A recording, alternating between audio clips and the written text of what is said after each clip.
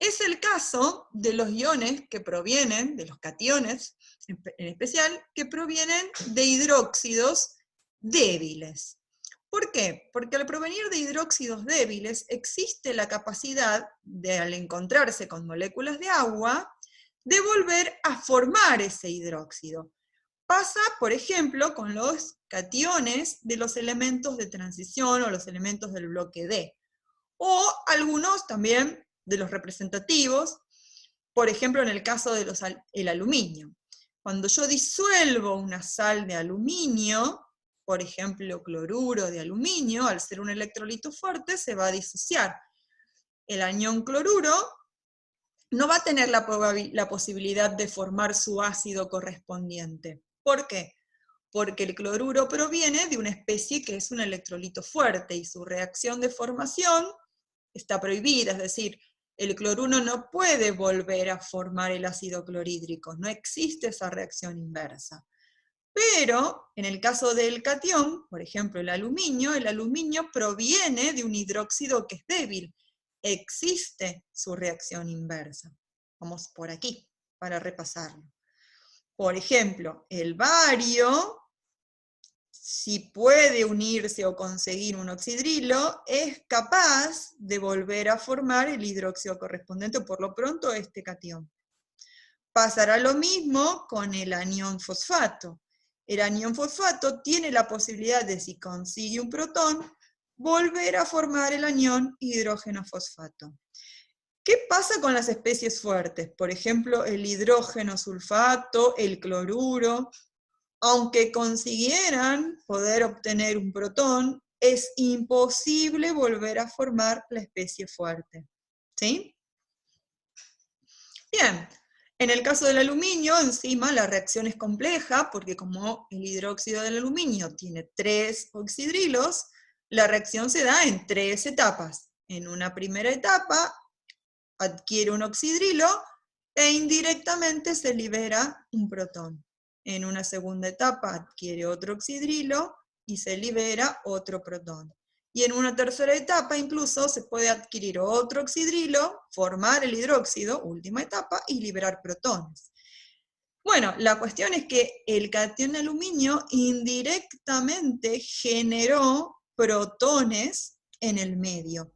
Y eso lo categoriza como un ácido. Hay otros cationes que por otro mecanismo pueden generar protones o hidronios, ¿sí? Que son análogos. Por ejemplo, el amonio. Si yo tengo una sal de amonio, se disuelve la sal, aparece el catión amonio. El catión amonio tiene propiedades de ácido porque es capaz de ceder un protón al agua y obtenerse protones o hidronios. Acá va otra aclaración. Dependiendo de la definición que yo use, puede pasar que demuestre que una sustancia es ácida a partir de que genera protones o genera hidronios. Vale decir que las dos especies son totalmente análogas, ¿sí? Si yo lo pienso, el protón es una especie ficticia, es una manera de notar, ¿sí?, la generación de esta especie química, y el hidronio sería, en principio, un protón adosado a una molécula de agua, lo cual también es ficticio, ¿sí? La realidad es que ninguna de estas dos especies químicas existe como especie tal que se pueda aislar, ¿sí? Está demostrado que en realidad la especie química protón consiste de una jaula, se llama clúster, de hasta 7 moléculas de agua que contienen en el centro de esa jaula a esta partícula. Imagínense que a los fines de poder escribir una reacción, una ecuación química, eso complica muchísimo la notación, con lo cual podemos usar la especie protón o podemos usar la especie hidronio, cualquiera de las dos corresponden a la misma especie. ¿Sí? Es una notación que usamos para referirnos a esta especie protón en el agua. Bien, entonces vimos que algunos cationes podían actuar como ácidos, ¿sí?, al generar protones indirectamente o hidronios, que es lo mismo, en el medio donde se disuelven. Hay algunas sustancias que pueden actuar, hay algunos otros iones que pueden actuar como base, y ese es el caso de los aniones que provienen de ácidos débiles. Si un anión proviene de un ácido débil, puede aceptar un protón para volver a formar ese ácido débil, ¿sí? Entonces, todos los aniones derivados de los ácidos que nosotros consideremos débiles van a tener características de base, ¿sí? Eso ya lo charlamos. Es decir, si yo tengo una sal que al disolverla genera un anión que proviene de un ácido débil, ese anión puede volver a formar su ácido generando indirectamente oxidrilos, que es la especie característica de los sistemas básicos, ¿sí? Fíjense que en el caso de sulfúrico, el único que tiene propiedades de base es el sulfato, que puede formar el hidrógeno sulfato. El paso que sigue no es posible, no existe, ya que sería la formación del ácido sulfúrico, y eso es un proceso imposible, ¿sí? Bien, acá repasamos un poquitito los ejemplos, y para recordar, hay otras especies, ¿sí? Que así como algunos cationes pueden estar o pueden actuar generando protones, es decir, teniendo un comportamiento de ácido, y algunos aniones pueden generar oxidrilos, es decir, tener un comportamiento de base, hay algunas especies que tienen el doble comportamiento, es decir, pueden actuar como ácido y pueden actuar como base. Hay una que ya seguramente la habrán descubierto en las reacciones que vimos, pero vamos a repasar y a ponerle formalidad a este comportamiento. Decimos que son especies anfipróticas, aquellas que pueden actuar como ácido y al mismo tiempo pueden actuar como base. El ejemplo más claro es el del agua. Si ustedes recuerdan, pueden volver para atrás, el agua es capaz de aceptar un protón, por ejemplo, en el caso de que yo la enfrente con un ácido, y generar el hidronio, que sería su ácido conjugado. Pero también es capaz de ceder protones, como vimos con el ejemplo del amoníaco. El amoníaco actuaba como base y el agua era quien le cedía el protón, con lo cual está actuando como ácido. Al perder ese protón, generó oxidrilos indirectamente. El oxidrilo sería la base conjugada del agua actuando como ácido.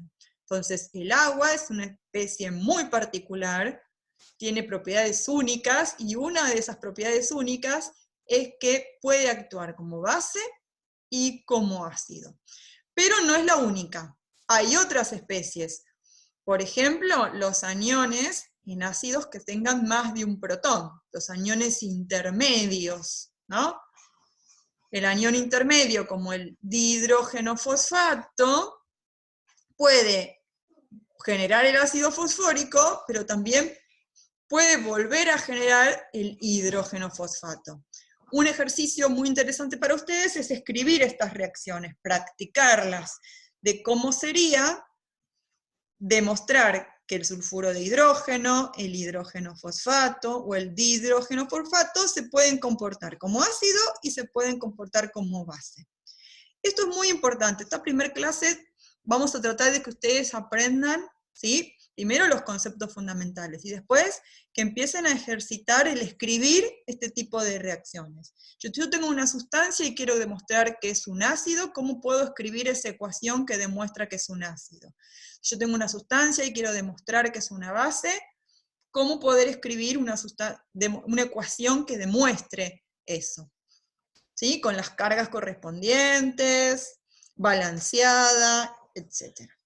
Bien, este comportamiento de tener una sal que pueda tener un catión o un anión con propiedades de ácido y de base, suele recibir el nombre de hidrólisis. por el hecho de que el agua estaría aportando ese hidróneo, o ese protón, y ese oxidrilo para la reacción, es decir, es como que se rompe la molécula de agua, de ahí es su nombre. Repasamos algunas, vimos recién el cianuro, el fluoruro, el bario, el aluminio, ¿sí? En el caso del aluminio, acá tenemos una cuestión interesante para plantear. En el caso del aluminio, vimos en las reacciones anteriores, ¿sí?, que se podía llegar hasta el hidróxido de aluminio. Esto no es así. Lo vamos a dejar como punto suspensivo. Es decir, dependiendo de la cantidad o la concentración de anión hidróxido que haya en el medio en donde yo estoy poniendo la sal aluminio, puedo llegar hasta el hidróxido o puedo llegar a tener una especie aniónica. Muy bien. Bien, y a modo de resumen, vemos que los aniones que vienen de ácidos débiles sí pueden hidrolizarse, es decir, tener comportamiento de base, aceptar un protón y formar el ácido correspondiente, mientras los aniones que provienen de los ácidos fuertes no se hidrolizan, no tienen este comportamiento de base. Lo mismo pasará para los cationes. Los cationes que vengan de hidróxidos débiles pueden actuar como ácidos. En su afán de volver a formar su hidróxido, van liberando protones al romper, entre comillas, moléculas de agua para extraer ese oxidrilo, ¿sí? El lenguaje es un poco coloquial. Y, por supuesto, los cationes que derivan de hidróxidos fuertes, ¿sí?, no tienen esa propiedad, no pueden hidrolizar, no pueden formar el hidróxido correspondiente al considerarlos fuertes.